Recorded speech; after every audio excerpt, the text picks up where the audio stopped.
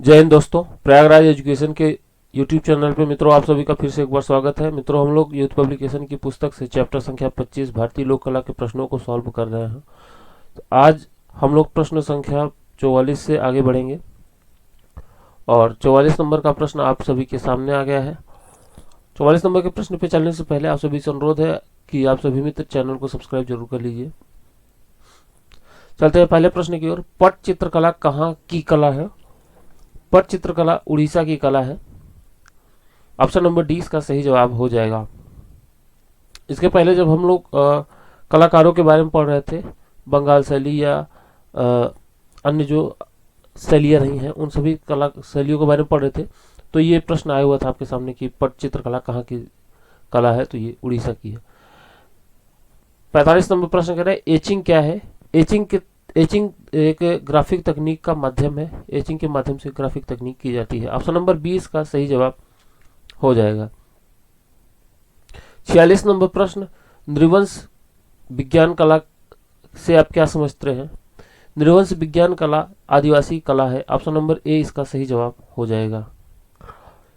47 number प्रश्न कह रहा है टेक्सटाइल शब्द टेक्सस लैटिन शब्द से प्राप्त होता है जिसका आशय क्या होता है?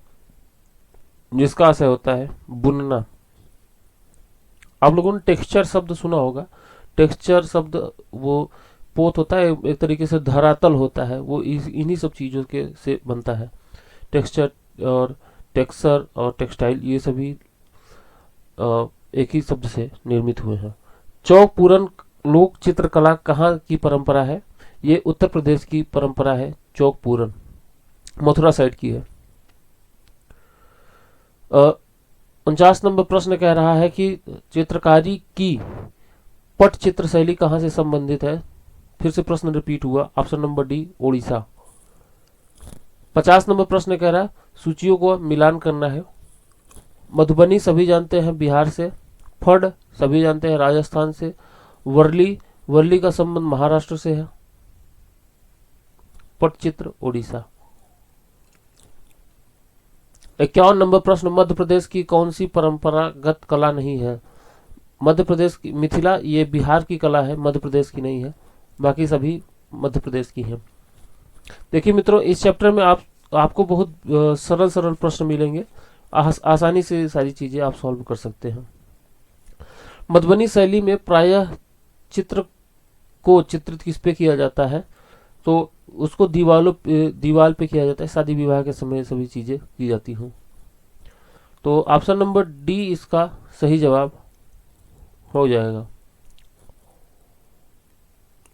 53 नंबर प्रश्न कह रहा है गुदना कला की प्रथा को और किस नाम से जाना जाता है? गुदना को अंग लेखांकन, गुदना हाथ पे या मतलब शरीर पे, टैटू जिसे कहते हैं अंग्रेजी में, वही है गुदना कला। तो शरीर पे ही किया जाता है, इसलिए अंग आलेखन कहलाता है। 54 नंबर प्रश्न कह रहा है कि छत्तीसगढ़ी स्त्रियां सबसे ज्यादा क्या पसंद करती हैं? ये सबसे ज्यादा गुदना को पसंद करती हैं। स्त्रियां अपने ज्यादातर देखेंगे गांव में तो खूब चलता है, हाथ पे कलाई पे महिलाएं बनाई हुई रहती हैं गुदना।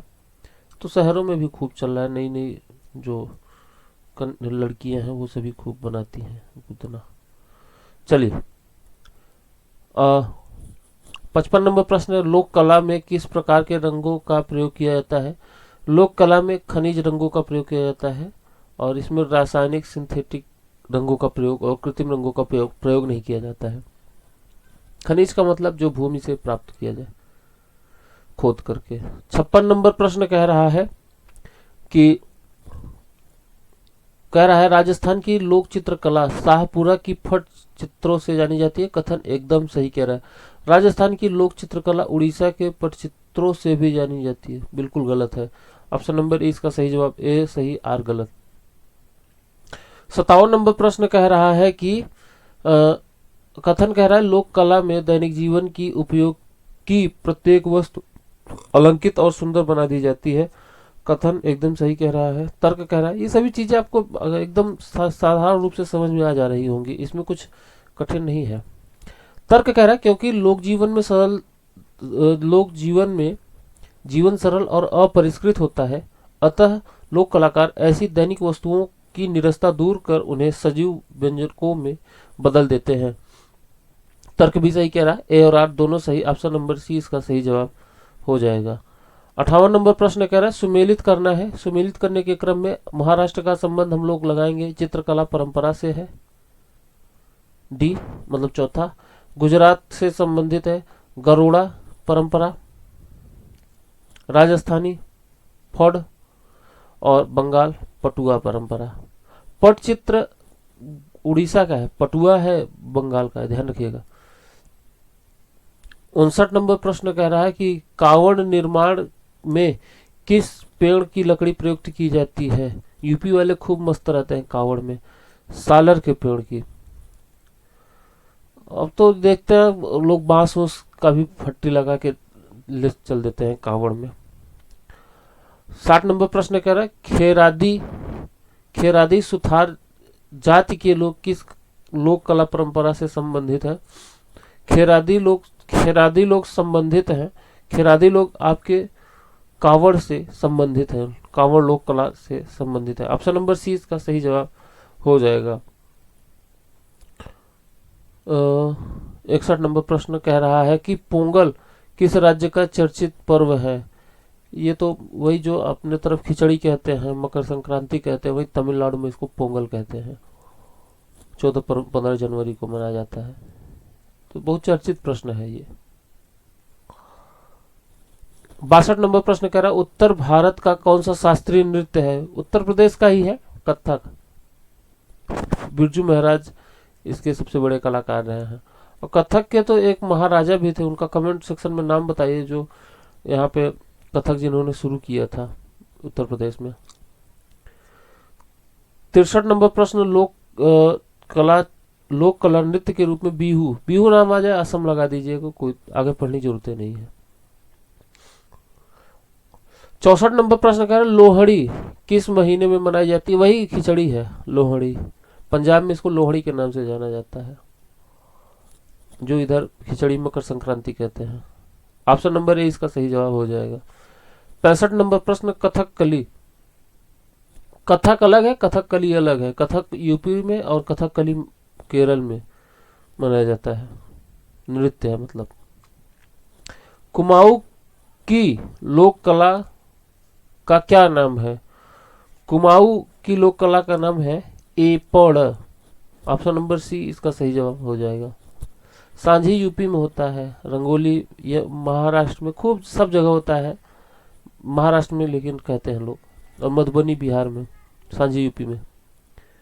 67 नंबर प्रश्न कह रहा है निम्न किस त्योहार से जल्लीकट्टू संबंधित है।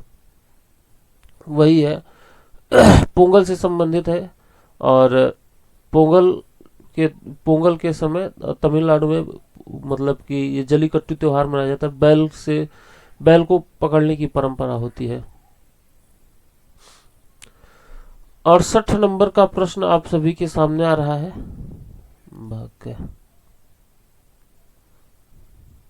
राजस्थान में रंगीन घाघरा पहने घूमते हुए नृत्य को क्या कहा जाता है। घूम रहे हैं तो घूमर हो गया। ऑप्शन नंबर डी इसका सही जवाब, घूमर। अगला प्रश्न है सूखे रंगीन चावल आटा फूलों की पंखुड़ियों से कलात्मक डिजाइन बनाया जाता है। सूखा चावल ओवल हो गया तो रंगोली समझ लीजिए। ऑप्शन नंबर ए इसका सही जवाब हो जाएगा। 70 नंबर प्रश्न उत्तर प्रदेश के ब्रज क्षेत्र में प्रचलित प्राचीन लोक नृत्य को क्या कहा जाता है। इसे रासलीला कहते हैं। ऑप्शन नंबर सी इसका सही जवाब है। 71 नंबर प्रश्न ज्यामितीय रूपाकारों का प्रयोग किस लोक कला में उपलब्ध होता है। अल्पना में इसका उपयोग किया जाता है। सांझी कला किस पर की जाती है। ये भूमि पर की जाती है सांझी कला। तंजावुर